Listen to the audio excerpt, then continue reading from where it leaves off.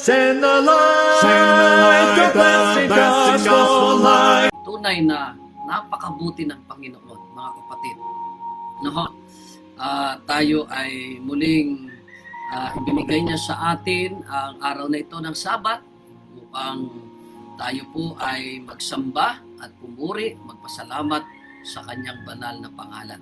Kaya sa umagang ito, mga kapatid, narito po ang ating pong quotation. Be thankful for yesterday because you have a wonderful memories to think about. Yung pong kahapon o yung mga nakaraan, ating pasalamatan ng Panginoon. Ano man po ito, magaganda man yan, pangit man yan, masaya man yan, malungkot man yan, mayroon tayong wonderful memories to think about. Ayan. And be thankful for tomorrow because you are able to wake up. Today. Be thankful for today because you are able to wake up to celebrate life. Ngayong umagang ito, mga kapatid, ating pasalamatan ang Panginoon sapagkat tayo ay kanyang ginising upang atin pong ipagdiwang, i-celebrate at pasalamatan natin ang buhay na taglay po natin. Be thankful for tomorrow because you will be able to fulfill your dreams and wishes. Bukas, maaari nating pasalamatan ng Panginoon sapagkat maaari nating ma-fulfill, ma-achieve, ma-attain ang ating pong mga dreams at panukala. At higit sa lahat, mga kapatid, ay yung ating minimithing buhay na walang hanggan. But most of all, be thankful to God for He is with you every day. Yan. Sa lahat ng bagay, sa lahat ng ito, tayo ay magpasalamat sa Diyos sapagkat sa araw-araw niyang pakikisama at pag-iingat sa bawat isa sa atin. At napakaganda, mga kapatid. Ito pong ating pong message ngayon. Sana po ang Panginoon ang gumabay patuloy sa atin at ang banal na Espiritu. Tayo po ay yumuko at tayo po ay manalangin. Dakilang Diyos, amang banal na mapagpala po sa lahat. Kinikilala namin sa umagang ito ng araw ng Sabat ang inyong walang hanggang pag-ibig sa bawat isa sa amin. Maraming salamat po, Panginoon, sa 6 na araw na nagdaan sa aming buhay. Naranasan namin ang inyong pong dakilang pag-ibig, ang inyong pagliligtas, ang inyong pong pangunguna sa amin. Sa mga pagpapala, sa mga karanasan, Panginoon, na lalo pang nakapagpatibay ng aming pong pananalig at pananampalataya sa inyo. Pinupuri ka namin at sinasamba sa Espiritu at sa katotohanan. Ngayon pong umagang ito ng araw ng Sabat, bago kami tutungo sa aming mga iglesyang kami po ay sasamba, kami po ay makikinig ng inyo po mga pabalita na magbibigay sa amin ng inspirasyon at kalakasan upang lalo pong magkaroon kami ng matibay na relasyon at lumalagong ugnayan sa inyo. Patawarin po kami sa aming mga kasalanan, O Diyos. Buksan ang aming mga puso at isipan. Pagkalooban kami ng kakayahang makaunawa sa inyong mga salita. Pagpalain niyo po ang lahat ng mga kaibigan, mga kapatid, lahat ng mga lugar, mga tahanan na kung saan ay napapakinggan ang inyo pong pabalita sa umagang ito. Lord, i-bless mo po ng masagana. Maraming salamat po. Ipagpatawad nawa po ang lahat po ng aming pagkukulang at pagkakasala.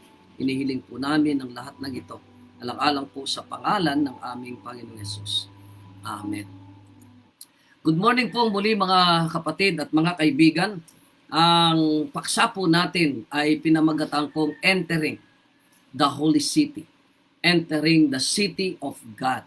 Pagpasok ng mga banal na mga tinubos kasama ng mga angels ng ating Panginoon. Sila po ay papasok, sa banal na bayan, sa tahanan na hinihanda ng ating Panginoon. Yan po ay sa langit, langit ng mga langit na kung saan ang trono ng amang makapangyarihan sa lahat, sa buong universo, sa lahat ng lumikha ng lahat ng mga bagay. Tayo po ang lahat ng mga tinubos ng ating Panginoon, sila ay papasok, papasok sa kanyang kaharian.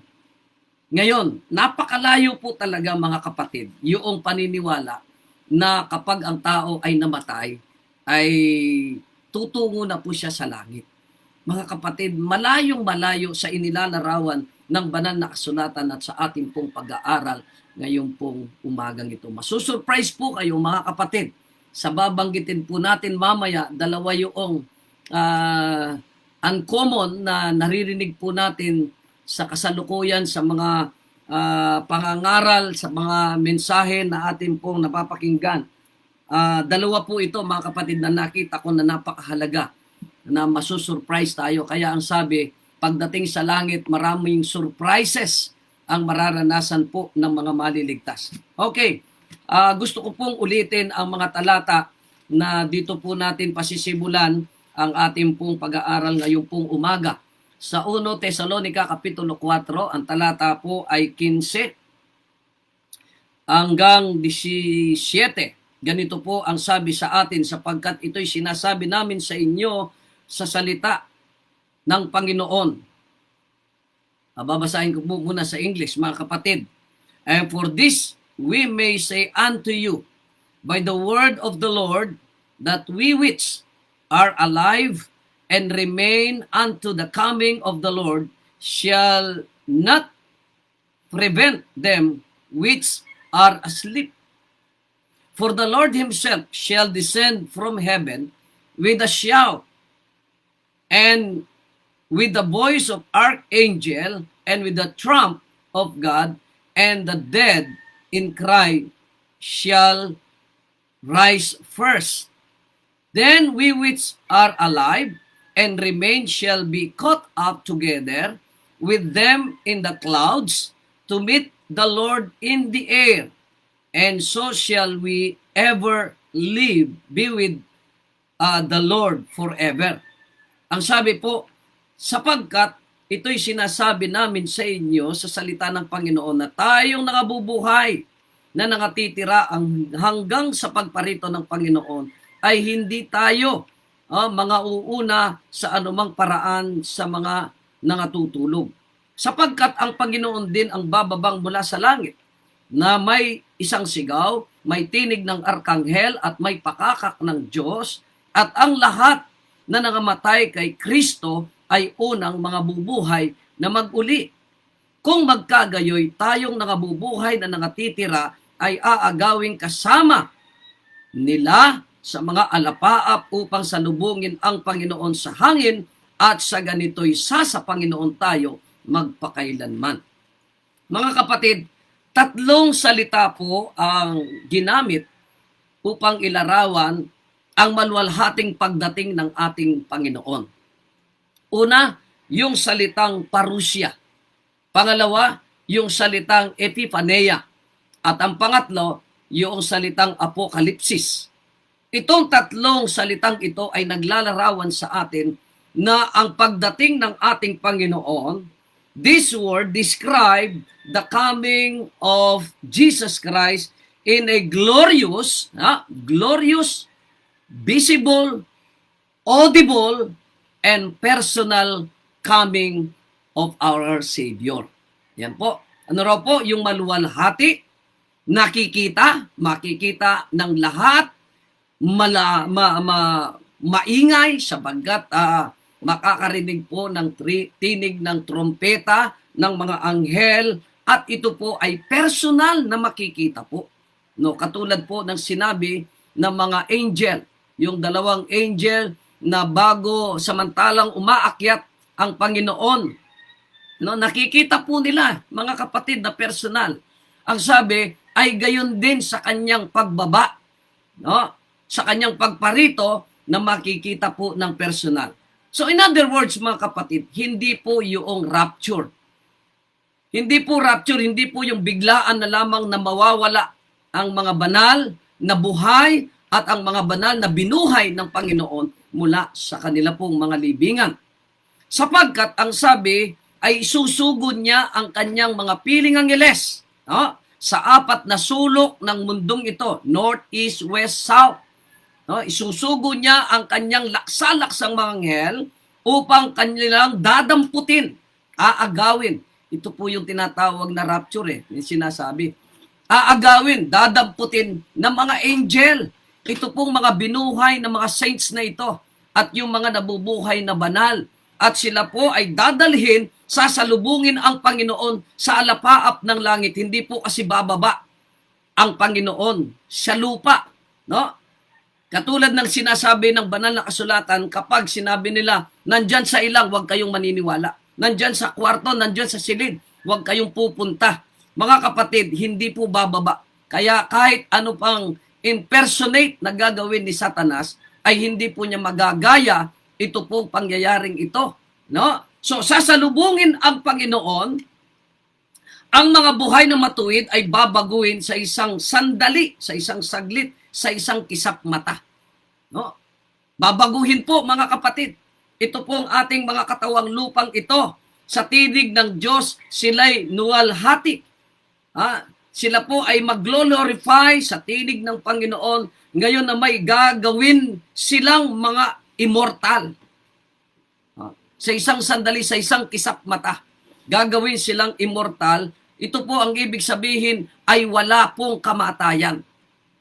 Babaguhin ng Panginoon yung ating pong katawang ito na nasisira. Kaya Sister Juliet, kung mayroon po tayong masakit na iniinda ngayon, pagdating ng araw, mawawala po ng lubusan. Bigla po yan sa isang sandali, sa isang kisap mata. Kung nagkaroon man po ng kapansanan ang ating pong mga katawang ito, kung ano man po ang itsura natin, mga kapatid, ay babaguhin ng Panginoon. Isasauli ng Panginoon, pati na po yung taas, tangkad ng tao. Kaya lalaki pa po. Ang sabi, sa kanilang kakain pa po ng bunga ng punong kahoy ng buhay, mga kapatid. At ito po hanggang masagad, hanggang sa masagad yung tangkad ng tao. Napakaganda po, mga kapatid. Ang sabi dito, ang mga anghel ay titipunin ang kanyang mga hinirang mula sa apat na hangin. Sulok ng daigdig mula sa dulo hanggang sa kabila. No? Ito po, number 1 surprise, mga kapatid, na mangyayari. At mayroon po kayong idudugtong na dito itatanong sa akin, ay hayaan na lang ho natin na yung tanong na yan ay hanggang sa pagdating ng Panginoon. Dito po, nang sabi po, ang maliliit na bata ay dadalhin ng mga anghel sa kanilang mga ina. Ayan. Isang surprise, mga kapatid. No? Yung mga bata na hindi po pinalad at sila po ay hindi po lumaki o nabuhay ng mahabang panahon, itong mga batang ito, ang sabi, ay dadalhin ng mga angel sa kanilang mga magulang. So mga magulang, kung kayo man po ay namatayan ng anak, mga kapatid ko, ito po ay hihintayin natin ng mapalad na araw na pagdating ng ating Panginoon na masusurprise kayo na mayroong isang anghel na lalapit at daladala kalong-kalong ang inyong baby at ibibigay sa inyo ng angel na ito ng ating Panginoon. Ang tanong dito, mga kapatid, halimbawa, hindi po namatay o hindi po naligtas yung mga magulang. Kaya yun ang tanong, mga kapatid. Ayaw ko mag-presume na sasagutin ko kayo sa tanong na yan. Mga kapatid, ay hintayin na lamang po. Ayaw kong magkamali, ayaw kong magturo na wala po ako. Pero dito, ang sabi dito, ang maliliit na bata ay dadalhin ng mga angel sa kanilang mga ina. Mga kapatid, gaano po kaligaya ito? Paano natin ilalarawan yan, itong kagalakang ito, itong katuwaang ito na mararanasan ng mga maliligtas. Ang magkakaibigan na malaon ng pinaghiwalay ng kamatayan ay muling magkakasama at hindi na magkakalayo pa. At sabay na aakyat sa lungsod ng Diyos ng may pag-aawitan, mga kapatid. Sabay, mga kapatid. Ito po.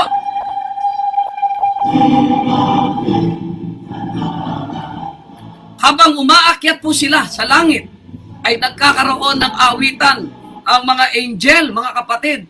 Ang sabi po sa atin dito, ang mga angel ay nagsumisigaw ng banal.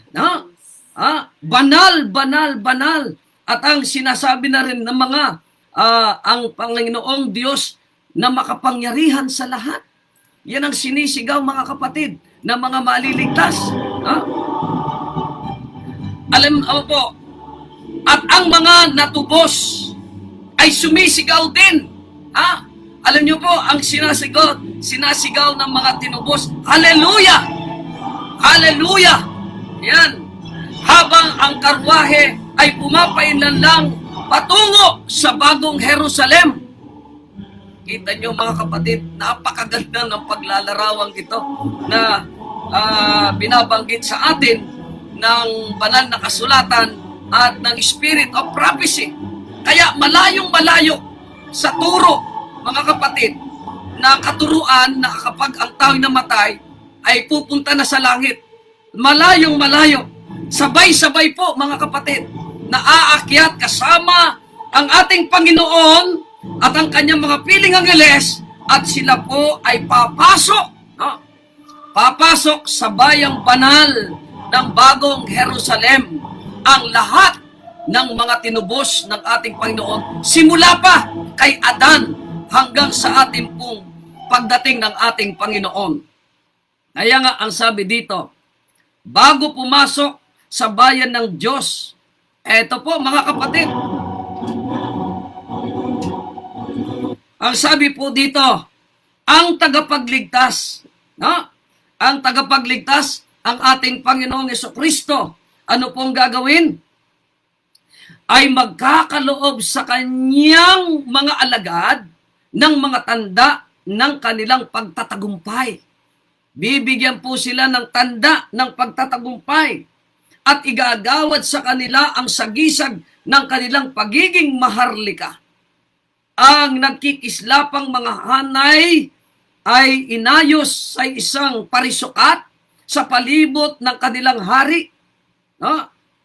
Na ang anyo ay lalong mataas kaysa alinmang banal na anghel at ang mukha ay nagliliwanag sa kanila na puno ng mabiyayang pag-ibig. Sino itong nilalarawan ito? Ang ating pong tagapagligtas. Makikita po ng lahat ng mga niligtas at tinubos. Ano ang gagawin? Ang sabi dito mga kapatid, ang bawat sulyap sa buong di mabilang na hukbo ng mga tinubos ay nakatitig sa kanya. Siyempre mga kapatid, ang paningin ng lahat ng mga tinubos ay nakatitig doon sa mukha ng kanyang larawan ay makinang, mas makinang pa, mas maliwanag pa kesa sa araw, mga kapatid. Alright, ang gagawin nito, ang gagawin niya sa lahat ng mga tinubos, ang sabi, ang bawat na sa ulo at sa ulo ng mga nagtagumpay ay ipapatong, ipapatong ni Jesus ang kanyang sariling kamay, ang putong ng kaluwalhatian. Mga kapatid, mismo ang ating Panginoon Jesucristo, ay tatanggapin niya bago pumasok sa bayan ng Diyos. Ang ating tagapagligtas ay naroroon upang i-welcome at ibibigay ang kaloob ng mga alagad, ng mga tanda ng kanilang pagtatagumpay. Igagawad sa kanila ang sagisag na pagiging maharlika at sa mga ulo ng mga nagtagumpay ay ipapatong ng ating Panginoon Jesus sa kanyang sariling kamay ang putong ng kaluwalhatian. Korona ng kaluwalhatian, mga kapatid. Ang bawat isa ay may putong. Taglay ang kanyang bagong pangalan. Ay itong bagong pangalan na ito, ito yung likas ng karakter ng ating Panginoon na ibibigay niya sa lahat ng mga maliligtas. At ang ukit ng banal na Panginoon sa bawat kamay ay ilalagay ang palma na kumikinang na alpa na mananagumpay. At sa pagkalabit ng mga manunugtog anghel sa nota, ang bawat kamay ay may kasanayang tutugtog, mga kapatid. Maaaring tutugtog. I-welcome ito pong mga maliligtas na ito. At ang sabi dito, mga kapatid, ay pupukaw ng matamis na tugtugin sa mayayaman at malalamyos na himig ang bawat puso sa di mabigkas na kalagagalakan at bawat tinig na magpapailang lang ng pasasalamat at pagpupuri sa ating Panginoon doon sa umibig sa atin. Kita nyo mga kapatid, hindi po mabigkas na kagalakan. Wala tayong maaring salitang iangkop na gagamitin sa kagalakang ito na magpapailang lang ng pasasalamat at pagpuri doon sa umibig, doon sa umibig sa bawat isa sa atin. Kaya, at nagpalaya sa atin mula sa ating mga kasalanan sa pamamagitan ng kanyang dugo. At ginawa tayong kaharian, mga pari sa kanyang Diyos at Ama. Sumakanya ang kalwalhatian, sumakanya ang kalwalhatian at ang paghahari magpakailanman. So samantalang papasok mga kapatid, sa bayang banal ang lahat ng mga tinubos ng ating Panginoon.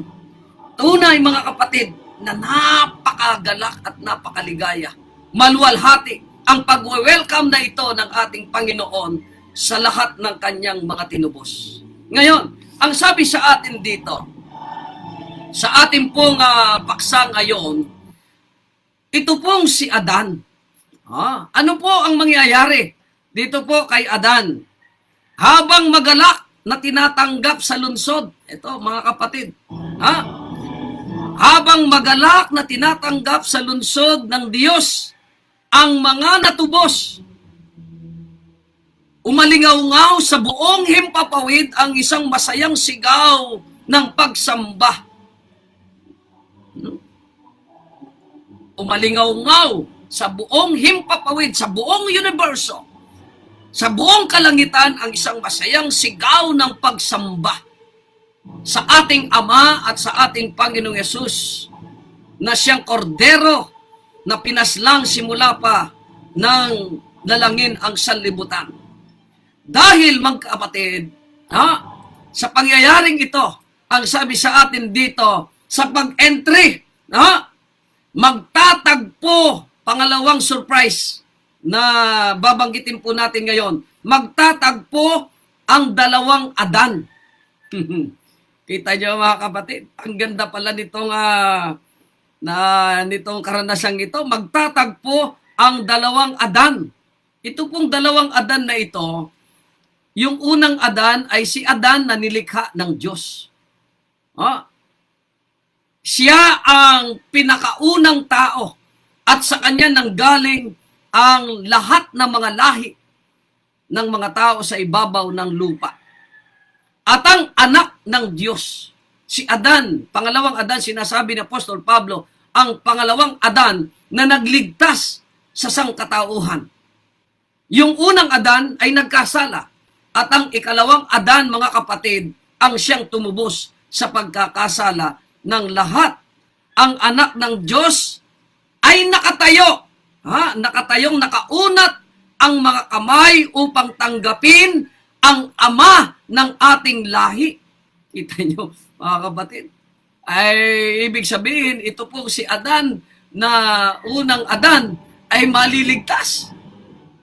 At hindi po binabanggit dito, kumusta naman si Eva?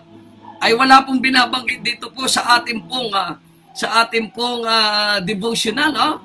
Ipapakilala, magtatagpo ang dalawang Adan, ang anak ng Diyos ay nakatayong nakaunat ang kanyang kamay at tatanggapin ang ama ng ating lahi, ang taong kanyang nilikha na nagkasala sa may lalang sa kanya. Kita nyo mga kapatid, magtatagpo itong dalawa. Makikilala ni Adan mismo, yung talagang, yung, sabihin ba nating original na Adan? Yung unang Adan, yun na lang. Yung unang Adan, makikilala niya ang ating Panginoon na ikalawang Adan. Ibig sabihin na nagligtas sa kanya. No? At dahil sa kanyang kasalanan ay dalapan ng tagapagligtas, makikita unat ang kanyang mga kamay upang i-welcome ito pong si Adan na ito, at makikita ni Adan ang mga bakas ng pagkapako sa krus ng kanyang katawan. Ito po mga kapatid, anong gagawin ni Adan? At sa pagkakita ni Adan sa mga bakas ng malulupit na pako, hindi niya niyakap ang kanyang Panginoon. Hindi pa siya yumakap, mga kapatid. Kundi ang sabi niya, sa pagpapakumbaba ay nagpatira pa siya sa kanyang paanan. Lumuhod po. Ito pong si Adan sa ating Panginoon nang makita niya, mga kapatid, ang mga bakas pa ng mga pako sa kanyang kamay. Nang makita ng dahil sa kanyang pagkakasala, ito pong ang ating Panginoon ay nagdusa ng dahil sa kasalanan nitong taong ito, nitong si Adan, ama ng ating lahi. Subalit ang ginawa ng ating Panginoon, nang ito po ay nagpatira pa sa kanyang paanan at nagsabi, ang kordero na pinaslang ay karapat-dapat. Ang ginawa ng ating Panginoon, ang sabi niya, buong giliw siyang itinayo ng tagapagligtas at inanyayang muling tingnan ang tahanang Eden. Tanyo, ang sabi ni Ellen White, bago magunaw ang sanlibutan ito sa panahon ni Noe, alam niyo po, kinuha ng Panginoon ang halamanan ng Eden at inakyat niya po sa langit. Yung mga Gnostic dyan, ay paano mangyari ito? Wala pong imposible sa Panginoon. Kinuha ng Panginoon ang halamanan ng Eden at pinreserve niya. At ang sabi dito, mga kapatid, ay inanyayahang muling tingnan ang tahanang Eden na kung saan malaong panahon na siya'y pinalayas. Tingnan, mga kapatid, ang magandang paglalarawan dito. Matapos ang pagpapalayas sa kanya mula sa Eden, ang buhay ni Adan ay punong-puno ng kalungkutan. Ang bawat nalalantang dahon, ang bawat biktima ng sakripisyo, bawat pagkasira sa kagandahan ng kalikasan, bawat mantsa ng kadilasayahan ng sangkatauhan ay isang sariwang paalaala sa kanyang kasalanan. Ang lahat ng mga pangyayari, ang lahat ng mga paghihirap, ang lahat ng mga kalungkutan, ang lahat ng kabiguan, lahat ng ito na ibinunga ng kasalanan ay nagpapaalala sa kanyang, sa kanyang kasalanan. Katakot-takot ang mga pait ng pagsisisi habang nakikita niya ang pananagana ng kasamaan at bilang tugon sa kanyang mga babala, inaharap ang mga panlalait sa kanya bilang sanhi ng kasalanan. Nang may kababaang loob, tinaglay niya ng halos 1,000 taon ang kaparusahan ng paglabag. Matapat siyang nagsisi, no? Ito pong si Adan, mga kapatid, matapat siyang nagsisi sa kanyang kasalanan at nagtaywala sa mga merito na ipinakong tagapagligtas at namatay siyang may pag-asa ng pagkabuhay na mag-uli. Kaya pala nung mamatay ito pong si Adan na 930 years, mayroon siyang pag-asa na pagkabuhay na mag-uli at narito sa pagwe-welcome ng ating Panginoon sa lahat ng kanyang mga tinubos, itong si Adan ay ipinresenta ng Panginoon sa lahat ng mga tinubos, ipinakilala na siya ang ama ng lahat ng lahi.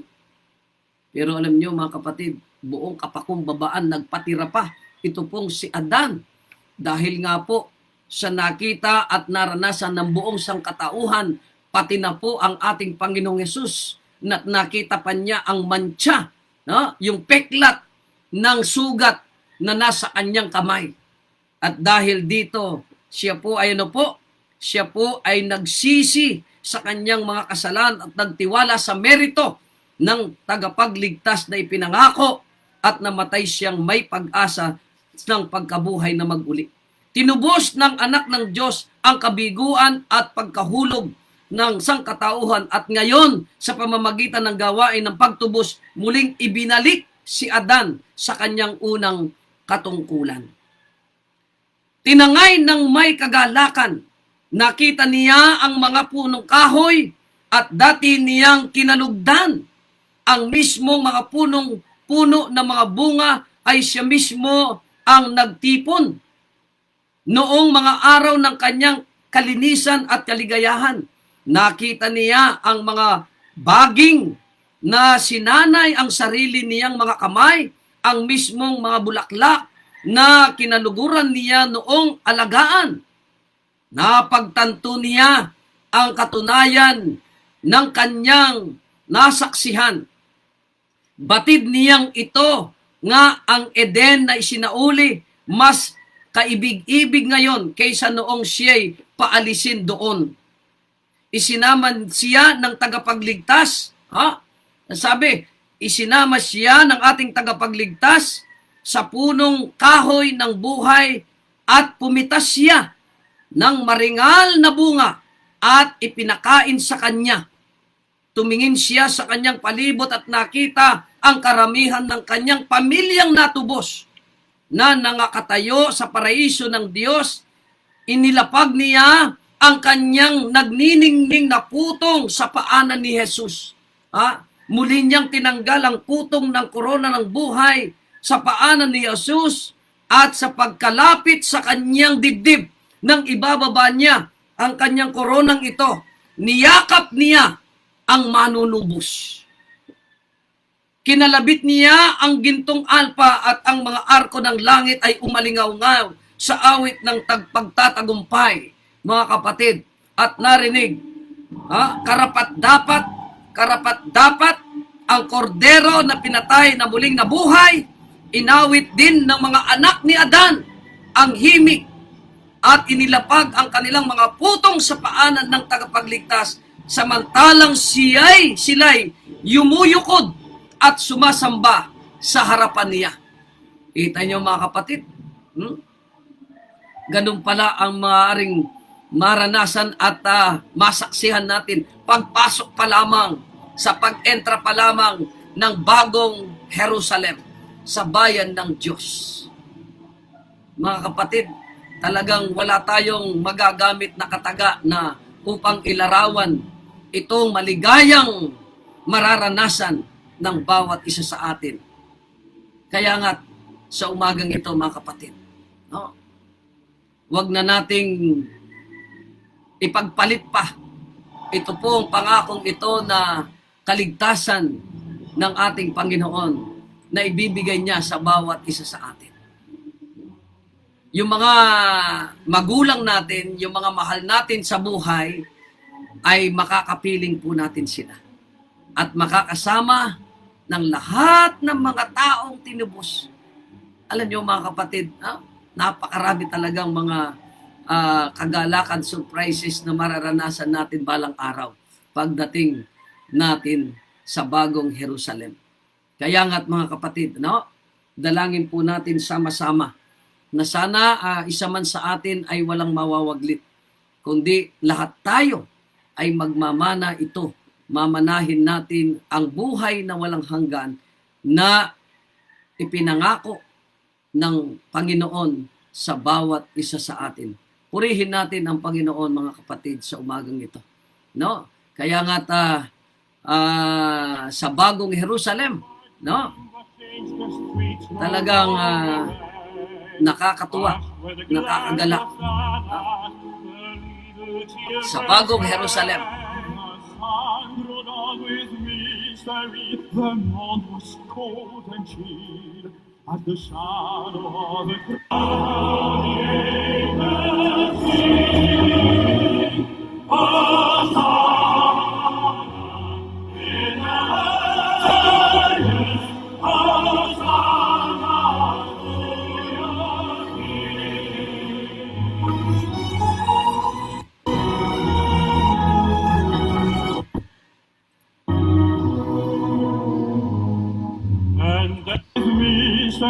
The moon was cold and chill. Italangin po natin sama-sama, mga kapatid.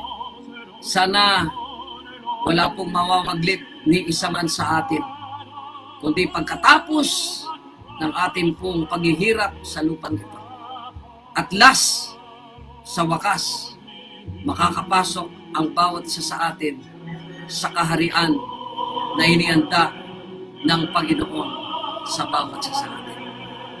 Yan po ang ating pong pinaka-mimithi na dapat na patuloy na mag-alab sa ating pong mga puso. Itatak natin, ikintal natin sa ating mga isipan ang kaligtasan na ito na maaaring maranasan natin balang araw. Purihin ng Diyos, mga kapatid, sa umagang ito.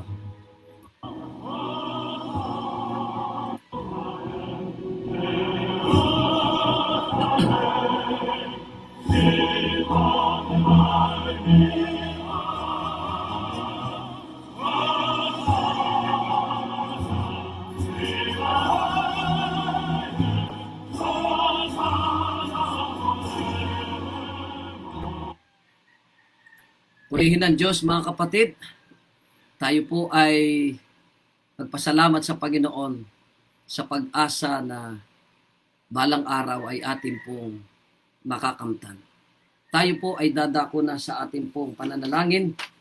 Tayo po ay yumuko at tayo po ay manalangin, mga kapatid, sama-sama. Dakilang Diyos, kagalakan po namin na kayo ay aming purihin at pasalamatan sa umagang ito. Sapagkat ipinaunawa mo sa amin, ipinadara mo po sa amin ngayon pa ang maaring di masayod at hindi po mailarawang kagalakan ang mararanasan ng inyong mga anak sa pagwe-welcome ninyo sa bawat isa sa amin sa kaharian na inyong inihanda sa bawat isa. Tulungan po kami makapagtapat hanggang sa wakas. Tulungan po kami, Panginoon, na maisuko namin ang lubusan ng aming buhay habang kayo po ay nag-aantay sa amin.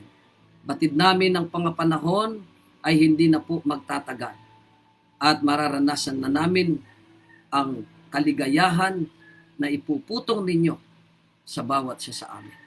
Panginoon, sa umagang ito, dalangin ko po ang lahat po ng aming pong mga kaibigan, mga kapatid, lahat po ng aming pong mga mahal sa buhay na kinakatawanan ng bawat isa sa amin, mga pamilya po namin. Sana po ay inyong ipagkaloob ang napakaligayang pagtitipong ito na makakapiling namin sila magpasawalang hanggan. Maraming salamat po sa umagang ito. Inyo pong ibubuhos sa bawat isa sa amin ang masaganang pagpapala at bendisyon ng aming Amang nasa langit. Maranasan namin patuloy ang inyo pong walang hanggang pagmamahal at pagliligtas. Pagpalain din po ang aming mga kapatid na nasa ibang panig ng mundo, anuman pong oras mayroon sila sa mga sandaling ito. Mahal na Diyos, ang inyo pong pag-iingat, ang ipanabang po sa bawat isa. Maraming salamat din po sa inyong mga salita na amin po napag-aralan at narinig ngayon. Sana po ay maging inspirasyon namin ito. Magtapat kami hanggang sa wakas. Ito po ang aming dalangin sa pangalan po ng Panginoong Yesus. Amen.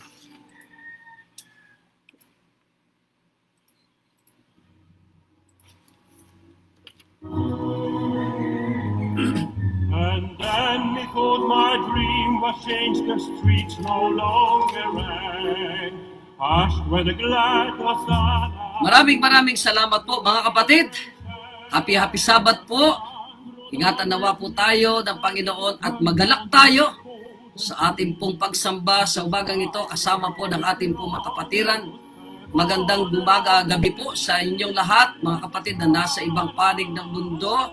Ingatan nawa po kayo ng ating Panginoon sa inyong pagtulog. Good night po sa inyong lahat at magandang umaga po. Happy Sabbath sa atin. Purihin ang Panginoon. Ito po ang inyong lingkod, Pastor Enrico Meneses, kasama sa paglilingkod, Sister Geraldine Miranda Meneses, na nagsasabi po sa ating lahat, God is good all the time, and all the time, God is good.